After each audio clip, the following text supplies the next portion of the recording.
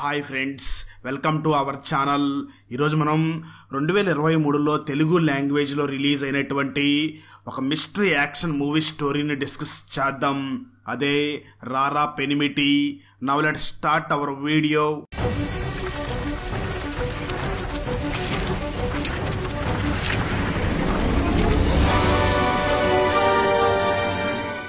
Open చేస్తే గోదావరి నది పక్కన ఉన్న ఒక గ్రామాన్ని చూపిస్తారు.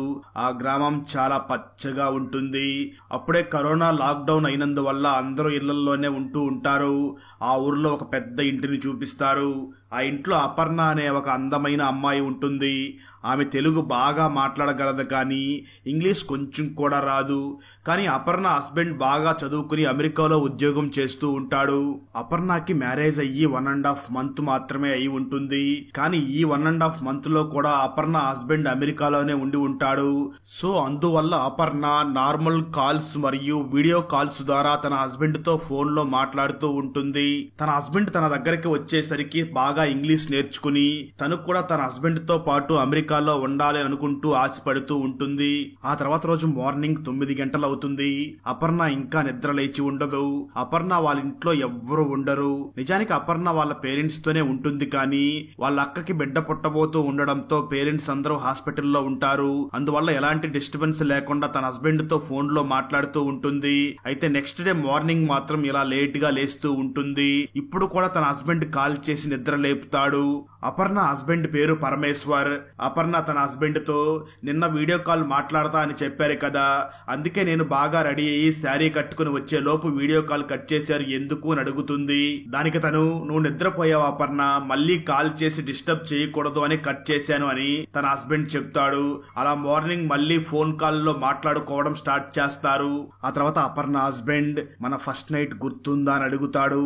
అలా ఎలా మర్చిపోతాను, ఆ ఒక్కరోజు మాత్రమే మీరు నాతో ఉన్నారు, తర్వాత అమెరికా వెళ్లిపోయారు అని అపర్ణ చెప్తుంది. సరే, ఆ ఫస్ట్ నైట్ రాత్రి మనం ఏం మాట్లాడుకున్నది గుర్తుందా అని అడుగుతాడు.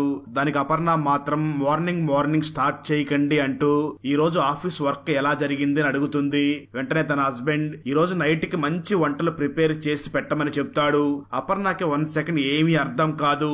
ఇలా రెసిపీస్ ప్రిపేర్ చేసి అమెరికాకి పార్సల్ చెయ్యాలా ఏమిటి అని అడుగుతుంది.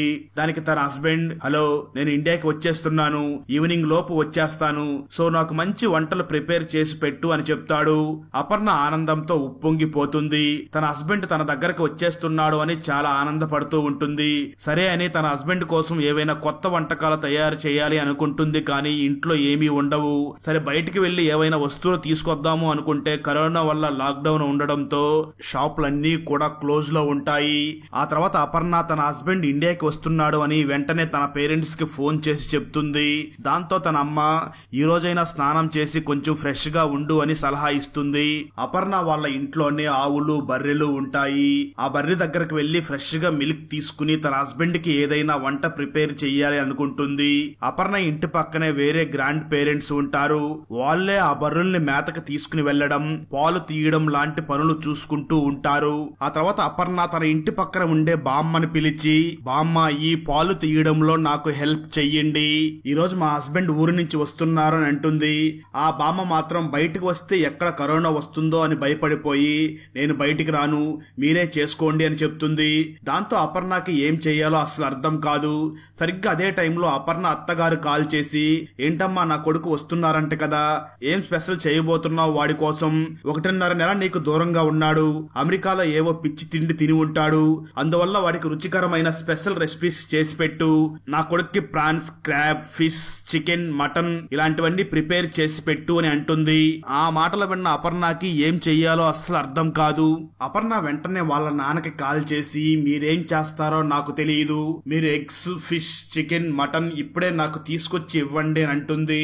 దానికి తన నాన్న, నువ్వేమీ బాధపడకు, నేను పని మనిషి మురుగన్కి అన్ని చెప్తాను, తనే తీసుకువచ్చి అన్ని ఇస్తాడు, నువ్వు మాత్రం వంటల్ని ప్రిపేర్ చేసుకోవచ్చు అని చెప్తాడు. అదే టైంలో పరమేశ్వర్ అపర్ణకి కాల్ చేసి, నేను రావడానికి కొంచెం టైం పడుతుంది అని అని చెప్తాడు. దానికి అపర్ణ ఎందుకని ఏమైంది అని అంటుంది. దానికి తను నేను ఎయిర్పోర్ట్ కి రీచ్ అయ్యాను కానీ ఇక్కడ కరోనా టెస్ట్ క్వారంటైన్ అని చెకప్ చేస్తున్నారు, సో ఇక్కడ ప్రాబ్లం గా ఉంది, ఇదంతా ఫినిష్ చేసుకుని ఇంటికి రావడానికి కొంచెం టైం పడుతుంది అని చెప్తాడు. దానికి అపర్ణ వచ్చేటప్పుడు కొంచెం స్నాక్స్ లాంటివి తినిరండి, ఇంటికి వచ్చాక ఫుల్ గా తిందురు అని అంటుంది. తన హస్బెండ్ ఇంటికి వస్తున్నాడు అని సో చీర కట్టుకోవాలని బీరువా ఓపెన్ చేసి సెలెక్ట్ చేస్తూ ఉంటుంది. అగైన్ మళ్ళీ పరమేశ్వర్ కాల్ చేస్తాడు. దాంతో అపర్ణ ఏంటండి బయలుదేరారా అని అంటుంది. దానికి పరమేశ్వర్ మాత్రం లేదమ్మా అలా సైలెంట్ గా కూర్చుని ఉన్నాను, బోరు కొడుతుంది, అందుకే నీకు కాల్ చేశాను, సరే మనం మళ్ళీ పాత కథను మాట్లాడుకుందామా అని ఫస్ట్ నైట్ రోజు గురించి రొమాంటిక్ గా మాట్లాడడం స్టార్ట్ చేస్తాడు. ఆ తర్వాత మురుగన్ అనే వ్యక్తి అపర్ణ అడిగిన ఎగ్స్, చికెన్, ఫిష్ అన్ని ఇచ్చి వెళ్లిపోతాడు. ఇప్పుడు అపర్ణ దగ్గర అన్ని ఉంటాయి కానీ అపర్ణ అనే వంట చేయాల్సి ఉంటుంది. కానీ అపర్ణకి వంట చేయడం రాదు. ఏం చెయ్యాలి అని బాధపడి ఎందుకైనా మంచిది మన ఇంటి పక్కన ఉన్న బామ్మ హెల్ప్ తీసుకుందామని వెంటనే ఆ బామ్మ వద్దకు వెళ్లి, బామ్మ నాకు వంట చేయడం రాదు, మీరు వచ్చి కొంచెం హెల్ప్ చెయ్యండి, మా హస్బెండ్ వస్తున్నారు అని అపర్ణ అడుగుతుంది. దానికి ఆ బామ్మ, అమ్మా నీకేమీ మంచిగానే ఉంటావు, నేను బయటకు వచ్చిన తర్వాత కరోనా వచ్చిందంటే వ్యాధితో దగ్గుతో బాధపడుతున్న నా భర్తని ఎవరు చూసుకుంటారు? ఒక్క విషయం గుర్తుపెట్టుకో, భార్య ఉండగా భర్త చనిపోతే భార్య తట్టుకోగలదు, కానీ భార్య లేకుండా భర్త ఉండలేడు. అంతేకాకుండా కొడుకులు మనవళ్ళు అతన్ని అవమానపరిచి చంపేస్తారు. నేను బయటికి రాలేను. నిజంగా నీ భర్త మీద నీకు ప్రేమ ఉంటే నీ చేతులారా చెయ్యి, ఆ వంట బాగానే వస్తుంది అని ఆ బామ్మ చెప్తుంది. ఆ తర్వాత అపర్ణ తెచ్చిన చేపలు నది నుంచి కావడంతో అవి ఇంకా బ్రతికే ఉంటాయి. దాంతో అపర్ణ ఏదో ఒక విధంగా వాటిని కట్ చేసి యూట్యూబ్ లో చూసి ఫిష్ కర్రీని చేస్తుంది. ఆ తర్వాత చికెన్ ను కూడా ఫ్రై లాగా నీట్ గా రెడీ చేస్తుంది. అలా అన్నిటినీ అతి కష్టం మీద యూట్యూబ్ లో చూసి ప్రిపేర్ చేసి డైనింగ్ టేబుల్ మీద పెడుతుంది. ఇలా ఇదంతా ప్రిపేర్ చేసిన తర్వాత తను చెమటతో నిండిపోయి ఉంటుంది. దాంతో తన హస్బెండ్ వచ్చేటప్పటికి నీట్ గా ఉండాలి అని స్నానం చెయ్యాలి అనుకుంటూ ఉంటుంది. సరిగ్గా అదే సమయంలో తన హస్బెండ్ కాల్ చేస్తాడు. దాంతో అపర్ణ ఏంటండి బయలుదేరారా అని అంటుంది. దానికి తన హస్బెండ్ ఇక్కడంతా అయిపోయింది, వచ్చేస్తున్నాను అని అంటాడు. దాంతో అపర్ణ మీరు వచ్చేసరికి మన ఫస్ట్ నైట్ రోజు బెడ్ ని ఎలా రెడీ చేశారో ఆ విధంగా రెడీ చేస్తాను అని అంటుంది. దాంతో తన హస్బెండ్ నిజమా, అలా చేసిన తర్వాత మనం ఏం చేస్తామో నీకు గుర్తుంది కదా అంటూ అపర్ణతో రొమాంటిక్ గా మాట్లాడతాడు. దాంతో అపర్ణ కూడా రొమాంటిక్ గా ఫీల్ అయ్యి వెంటనే స్థానానికి వెళ్లి వస్తుంది. సరిగ్గా ఆ సమయంలో మళ్ళీ వాళ్ళ హస్బెండ్ నుంచి ఫోన్ వస్తుంది. దాంతో అపర్ణ ఎందుకండి ఇన్నిసార్లు కాల్స్ చేస్తున్నారు, ఇంటికే కదా వస్తున్నారు అని అంటుంది. దానికి తన హస్బెండ్ నీతో మాట్లాడకుండా ఉండలేకపోతున్నాను అని అంటాడు. దానికి అపర్ణ సరే నిన్ను ఒకే ఒక్క క్వశ్చన్ మాత్రం అడుగుతాను, దానికి ఆన్సర్ చెప్పు చాలు అని అంటుంది. ప్రపంచంలో ప్రాచీనమైన గేమ్ ఏమిటి అని అడుగుతుంది. దానికి అపర్ణ హస్బెండ్ చెస్ అని అంటాడు. కానీ అపర్ణ మాత్రం తప్పు అని అంటుంది. అలా మాట్లాడుతున్నప్పుడు ఫోన్ సిగ్నల్ కట్ అవుతుంది. ఆ సమయంలోనే అపర్ణ వాళ్ళ ఇంటి ముందు ఒక తాగుబోతు తాగేసి ఏదో మాట్లాడుతూ ఉంటాడు. మన గ్రామ సరిహద్దుల్లో ఒక అబ్బాయి బ్యాగ్ తగిలించుకుని వచ్చాడు. యాక్సిడెంట్ అయ్యేసరికి ఆ సరిహద్దుల్లోనే చనిపోయాడు. పాపం ఎవరింటికి వచ్చాడో ఎవరో భర్తో అని ఆ తాగుబోతు మాట్లాడుతూ ఉంటాడు. ఇంటి లోపల నుంచి అపర్ణ ఆ మాటలు విని తన భర్త అయి ఉంటాడేమో అని ఫోన్ కాల్ చేసినప్పుడు కాల్ నాట్ రీచబుల్ అని వస్తుంది. దాంతో అపర్ణ కళ్ళు తిరిగి కింద పడిపోతుంది. కొంత సమయం తర్వాత తన హస్బెండ్ ఫోన్ నుంచి కాల్ వస్తుంది. అపర్ణ వెంటనే కాల్ లిఫ్ట్ చేసేసరికి కాల్ మళ్ళీ కట్ అయిపోతుంది. అపర్ణ వెంటనే మళ్ళీ తనకి ఫోన్ చేసినప్పుడు నాట్ రీచబుల్ అని వస్తుంది. దాంతో అపర్ణకి భయం వేసి ఇంటి పక్కనే ఉన్న ఆ బామ్మ దగ్గరికి వచ్చి తాగుబోతు మాట్లాడిన విషయం గురించి చెప్తుంది. నా భర్తకి ఏమైనా అయి ఉంటుందేమో అని చెప్తూ భయపడుతూ ఉంటుంది. దాంతో ఆ బామ్మ భయపడవద్దు, ధైర్యంగా ఉండు, కొంతసేపటికి నీ భర్త నీకు ఫోన్ చేస్తాడు చూడు అని ధైర్యం చెప్తుంది. వెంటనే ఇంటికి వచ్చి టీవీ ఆన్ చేసి టీవీలో సొంత ఊర్లకి తిరిగి వెళ్లలేక జనాలు పడుతున్న కష్టాల్ని చూస్తుంది. ప్రజలు తమ ఊర్లకి నడిచి వెళ్లడం చూసి గవర్నమెంట్ ఆ ప్రజలకి సదుపాయాలు కల్పించలేకపోతుంది అంటూ అపర్ణ బాధపడుతుంది. అపర్ణ మనసు బాధగా ఉండడంతో ఆ ఊరి సరిహద్దుల్లో పడి ఉన్న వ్యక్తిని చూసి రావడం కోసం బయలుదేరుతుంది. సరిగ్గా అదే సమయంలో అపర్ణకి ఒక ఫోన్ కాల్ వస్తుంది. ఫోన్ లిఫ్ట్ చేసినప్పుడు ఒక లేడీ వాయిస్ వినిపిస్తుంది. ఫోన్ లో మాట్లాడుతున్న ఆ లేడీ అపర్ణ అని మీరు ఎవరు అని అడిగినప్పుడు అపర్ణ వెంటనే నేను తన వైఫ్ ని అని చెప్తుంది. దానికి ఆ ఫోన్ లో మాట్లాడుతున్న మహిళ నేను పరమేశ్వర్ చైల్డ్హుడ్ ఫ్రెండ్ ని. తను రీఫ్రెష్ అవ్వడానికి మా ఇంటికి వచ్చాడు. ఫోన్ మా ఇంట్లోనే ఛార్జింగ్ పెట్టాడు.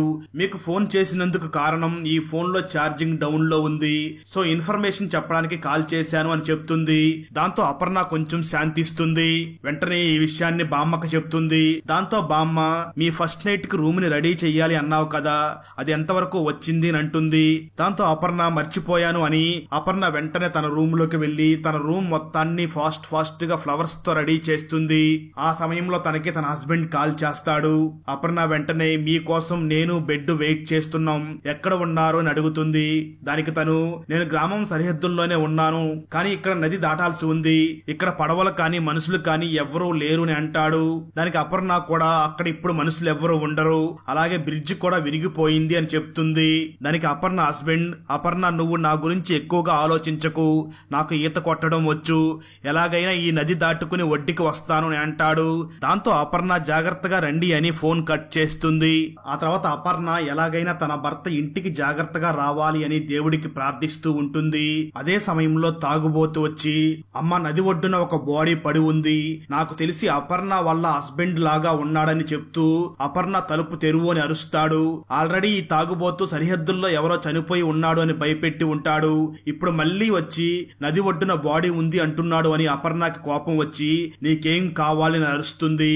దాంతో ఆ తాగుబోతు, ఎలాగో నీ హస్బెండ్ చనిపోయి ఉంటాడు, నువ్వు కూడా చాలా రోజుల నుంచి వెయిట్ చేస్తున్నావు, నీకు ఓకే అంటే నేను లోపలికి వచ్చి నీ హస్బెండ్ లాగా ఉంటాను అంటూ చాలా ఓవర్ గా మాట్లాడతాడు.